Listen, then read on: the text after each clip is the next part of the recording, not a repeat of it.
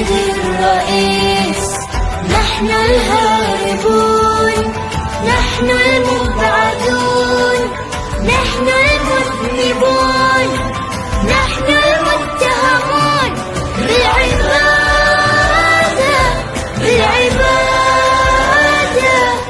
المحكومون شنقا بالعبادة، الذين قطعت ألسنتنا لأنها نطقت بالشهادة، بالشهادة.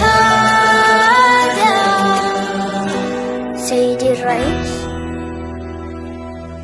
سنفطر في القدس عاصمة فلسطين، يكتبها رب الأمنيات العالقة بين يدينا. سنفطر في القدس عاصمة فلسطين، يكتبها رب الأمنيات العالقة بين يدينا. سنفطر في القدس عاصمة فلسطين.